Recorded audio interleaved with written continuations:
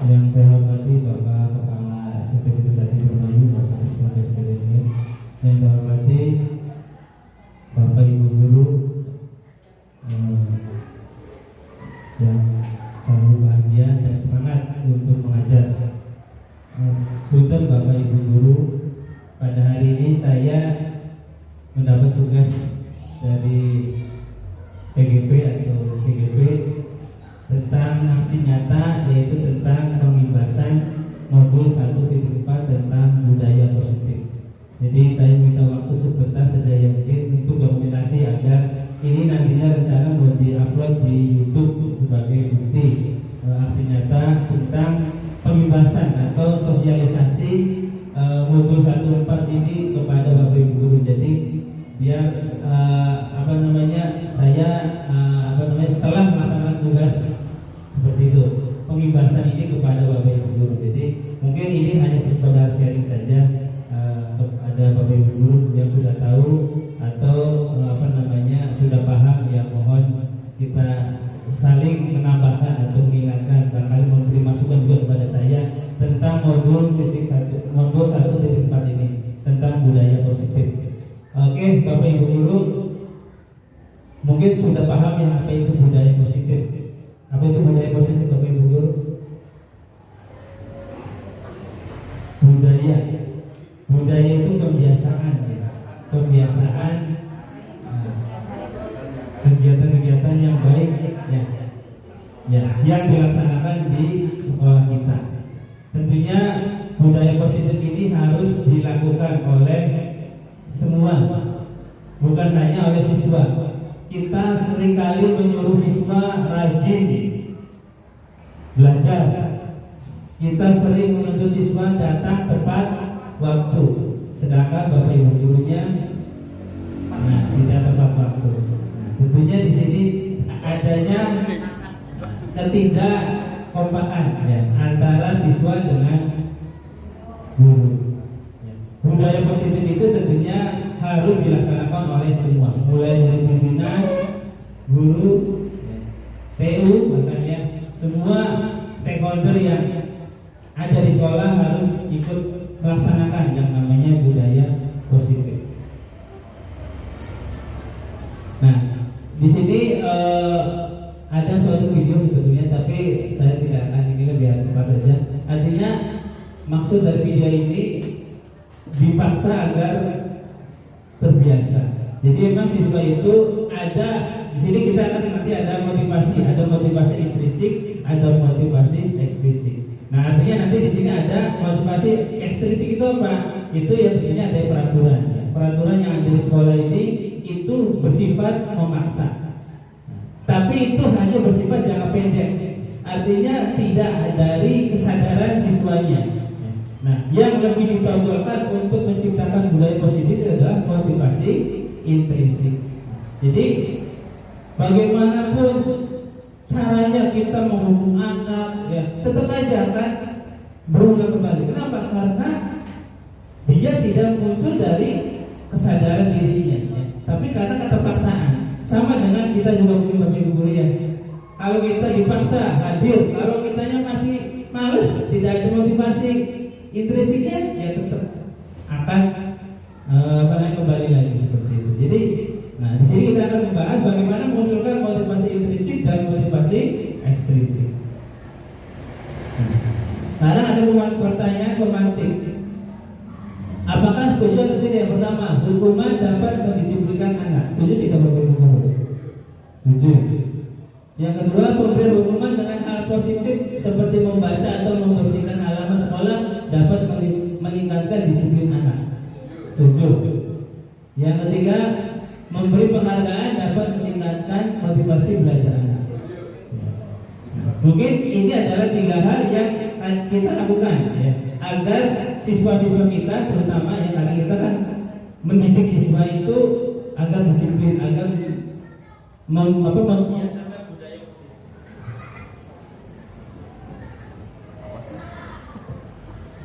Jadi hal-hal ini tentunya kita sering laksanakan.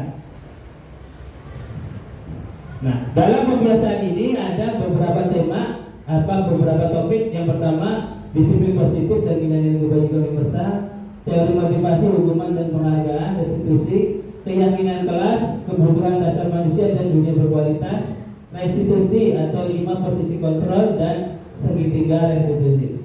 Ini isi dari modul 1.4 yang saya pelajari ya. Mungkin saya tidak akan membahas terlalu panjang ya. Inti-inti saja mungkin yang nanti akan saya disampaikan kepada Bapak Ibu guru. Ya. Yang pertama, perubahan paradigma. Ya. Kegiatan kepalan tangan. Ya. Artinya ketika ada suatu benda yang Bapak Ibu guru ini pegang, kemudian Bapak Ibu guru genggam, ya. Kemudian kita coba temannya untuk membuka kepalan tangan itu. Apakah bisa membuka kepalan tangan dari temannya? Ya. Di sini intinya apa? Intinya adalah bahwa kita tidak akan bisa mungkin memaksa seseorang untuk membuka kepalan tangan. Ya. Kalau si yang mengepalkan tangannya itu tidak mau membukanya. Jadi di sini sebetulnya yang mengontrol kepalan tangan itu adalah yang memiliki kuasa. Jadi sama seperti kita kepada anak, kita memarahi atau menghukum atau memberikan penghargaan itu, kalau anaknya tidak mau berubah dan tidak ada inisiasi dari anak, itu sulit. Di sini ada perubahan-perubahan paradigma yang sebetulnya salah ya bagi saya, bagi kita ya. Bahwa guru itu sebetulnya tidak bisa 100% mengontrol murid. Bahwa kritik dan membuat orang merasa bersalah dapat mengembangkan karakter.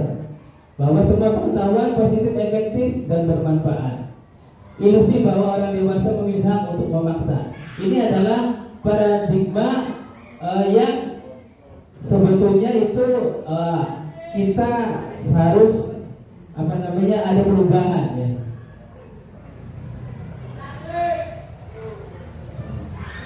Nah, di sini ada dalam disiplin positif. Dalam disiplin positif itu ada teori motivasi ya. Ada motivasi itu anak ketika melakukan disiplin itu ada yang karena menghindari hukuman, ada yang karena untuk mendapatkan imbalan, atau ada yang untuk menghargai diri sendiri. Nah, yang bagus itu adalah dia menghargai diri sendiri. Bukan karena menghindari hukuman dan untuk mendapatkan imbalan. Jadi kalau misalkan kita pengen anak kita melakukan disiplin positif, tentunya kita harus bisa memunculkan yang namanya motivasi intrinsik itu. Selanjutnya posisi kontrol. Nah, Bapak Ibu guru, kita sebagai guru itu dilemanya ada 5 posisi.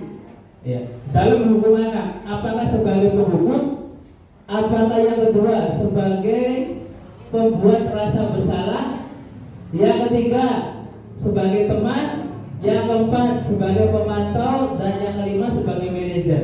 Nah, ini harus dipahami Bapak Ibu guru. Kalau penghukum itu apa? Misal, kalau ada anak yang terlambat atau ada anak yang merokok, kita langsung hukum, kamu langsung lari, atau misalkan terlambat langsung ambil sampah. Nah, itu sebagai penghukum. Tidak memberi kesempatan anak untuk membela atau kenapa kamu terlambat. Jadi tidak ada konsekuensi atau toleransi dari kita ya. Itu sebagai penghukum. Nah, ini sebaiknya kita hindari Bapak Ibu ya. Kita harus memberi kesempatan kepada anak untuk memberi solusi ya, kenapa terlambat dan bagaimana agar dia tidak mengulangi lagi ya. Atau sebagai penghukum ini harus dikurangi.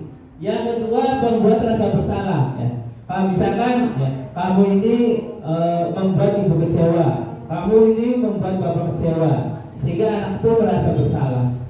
Nah itu juga sebetulnya dihindari ya. Jadi kita sebagai guru jangan membuat anak itu merasa bersalah juga ya. Yang ketiga sebagai teman ya. Sebagai teman ini guru ini sebagai ya seolah-olah temannya ya, merangkul. Ya. Nah ini lebih baik ya sebagai teman. Lalu sebagai pemantau, mengawasi ya, mengontrol apakah anak itu terlambat atau melanggar itu gimana? Apakah peraturan-peraturan yang sudah di sekolah itu sudah diterapkan atau tidak? Itu sebagai pemantau, artinya guru hanya memantau saja. Nah yang tiga adalah sebagai manajer. Nah sebagai manajer di sini guru memposisikan dia sebagai manajer atau mengatur ya, anak agar menyadari kesalahannya dan memberi solusi bagaimana dia bisa berubah sendiri ya, tanpa membuat paksaan ya, seperti itu. Jadi dari 5 posisi ini sebagai penghubung, rasa bersalah, teman, pemantau dan manajer ya, yang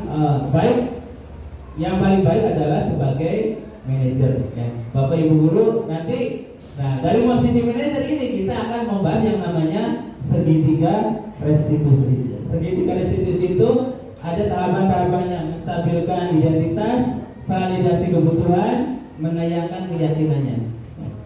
Dari teori kontrol ini untuk apa tujuannya? Adalah kita untuk memenuhi kebutuhan dasar manusia. Apa saja? Yang pertama bertahan hidup, yang kedua penguasaan, yang ketiga kasih sayang dan rasa diterima, yang keempat kesenangan, dan yang kelima kebebasan. Ya. Jadi kita sebagai pendidik tentunya bertugas untuk melayani siswa. Ya.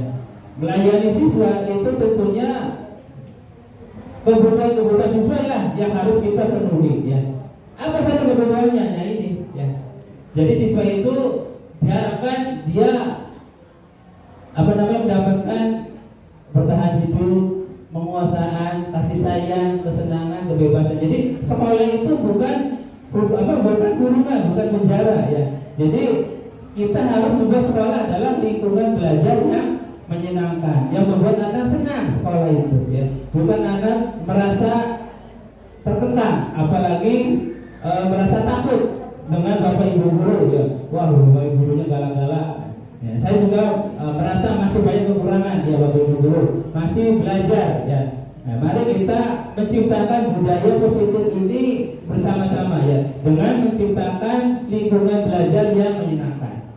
Ya, menciptakan lingkungan yang belajar itu yang harus dilakukan secara bersama-sama dan secara konsisten ya, baik dari atas sampai ke bawah seperti itu. Mungkin itu saja yang ingin saya sampaikan sebagai aksi nyata pembebasan budaya positif ini. Mudah-mudahan sekolah kita ya menjadi sekolah yang maju ya, menjadi sekolah yang melaksanakan budaya positif ini secara baik. Terima kasih. Mohon maaf apabila ada kekurangan. Assalamualaikum warahmatullahi wabarakatuh.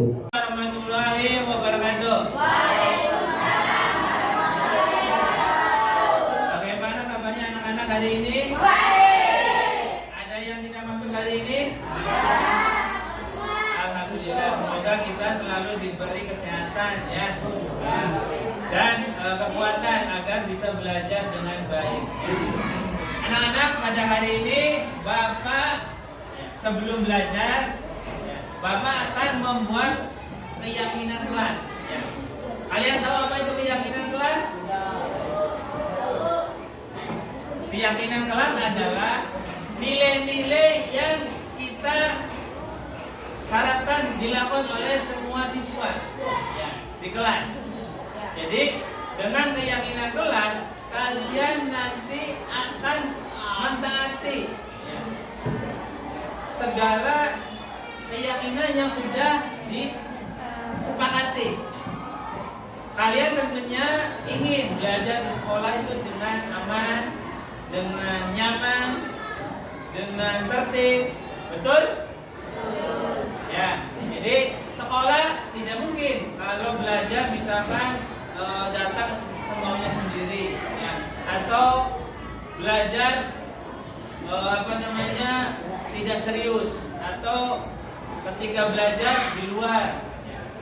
Tentunya kita ingin belajar itu suasana yang menyenangkan. Memang belajar tidak harus selalu di dalam kelas, bisa saja di luar kelas. Tapi tentunya situasi belajar itu harus menyenangkan, ya, harus tertib.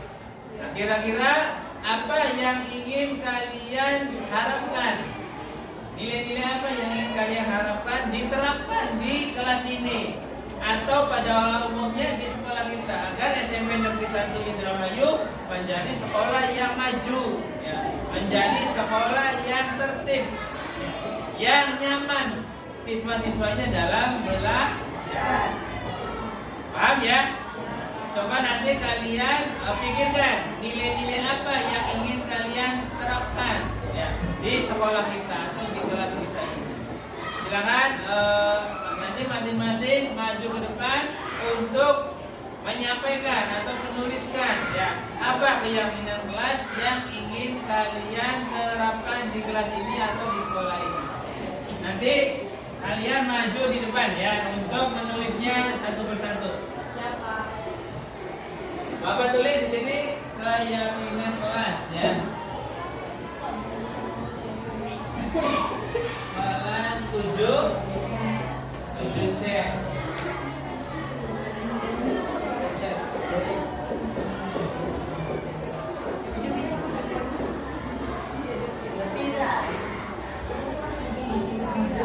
Jangan, siapa dulu yang mau maju? Bebas. Ya, boleh, silakan.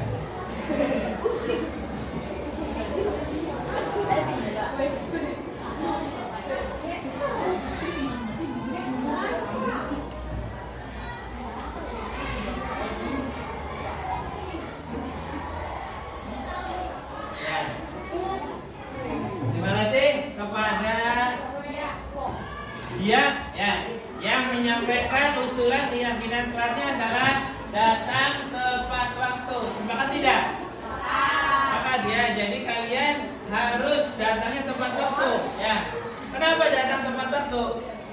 Agar belajarnya bareng, ya, tidak susul-susulan, ya. Selanjutnya siapa yang mau maju?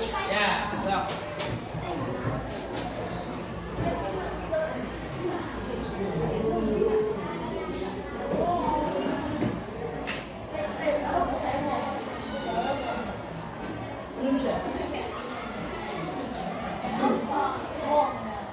Dia belajar tadi siapa? Jupi, ya. Jupi membuat keyakinan kelas kita harus giat belajar. Sepakat? Setuju? Berarti kalian semua siswa harus giat belajar, harus rajin belajar, ya. Oke, selanjutnya siapa lagi? Ya, siapa namanya? Hah? Cynthia, ya, silakan.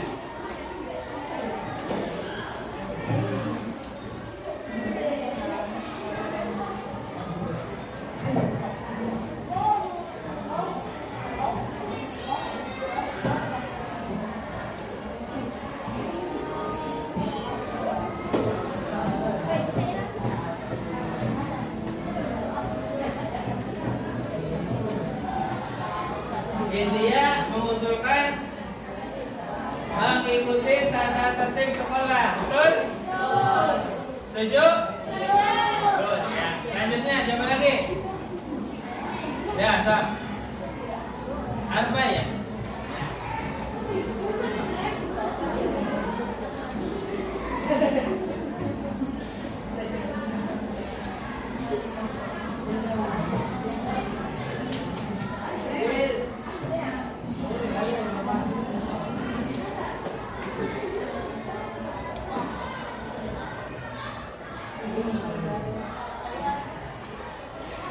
Arfa mengusulkan keyakinan kelasnya adalah saling menghormati dan menghargai. Setuju? Jadi semua siswa membuli temannya, ya. Atau mengejek. Ya. Setuju ya? Ya, harus saling menghargai dan menghormati. Tidak boleh mengatakan bodoh. Tidak boleh mengatakan ireng. Ganteng, tidak boleh ya. Harus menghargai. Setuju ya? Lanjut, coba yang mau mengusulkan. Coba, ya. Saling. Oke.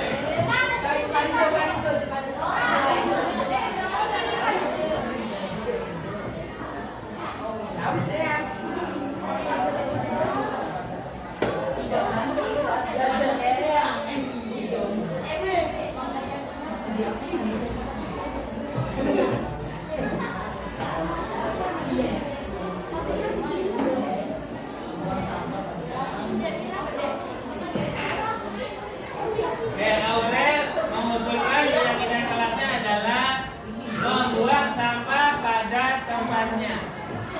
Setuju? Oke, bagus. Coba lagi.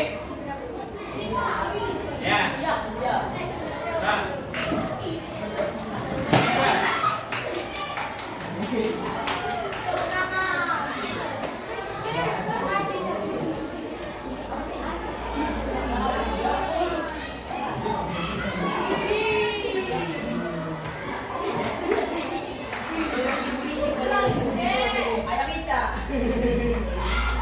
Tidak berisik.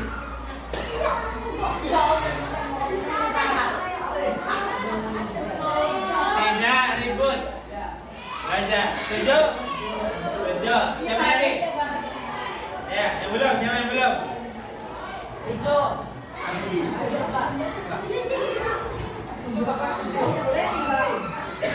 Coba lagi.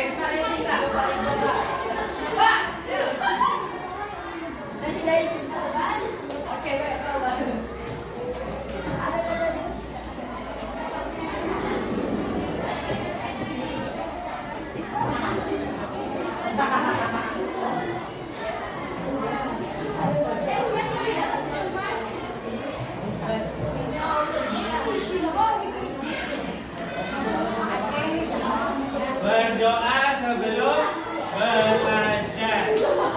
Setuju ya? Nah, setuju ya. Bagus ya. Ada lagi yang mau mengusulkan? Ada lagi? Tuh. Ayo. Agar belajarnya enak, tenang, nyaman. Apa?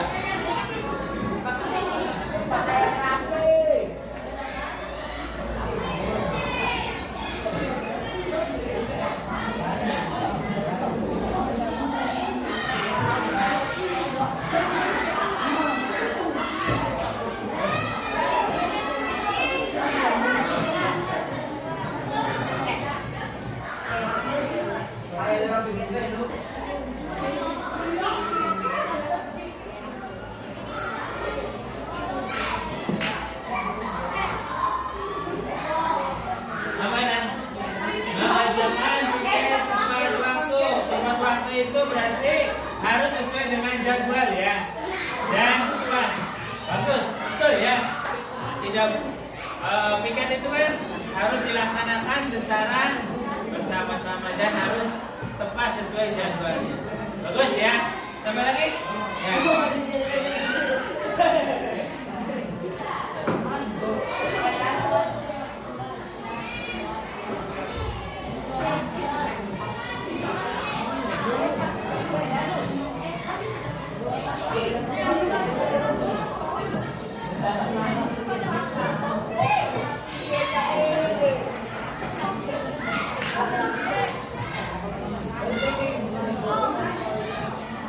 Bergotong royong artinya kita harus saling tolong menolong dan bersama-sama ya.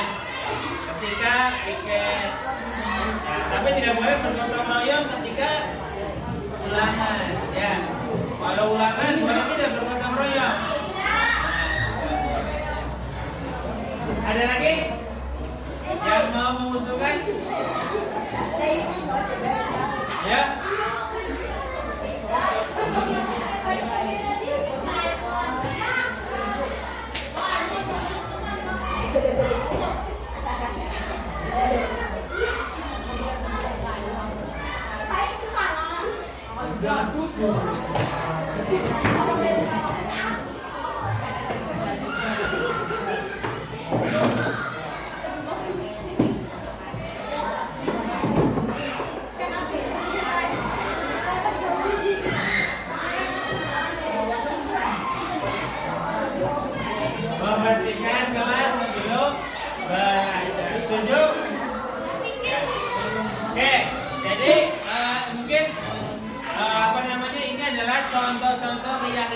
kelas ya di kelas 7C.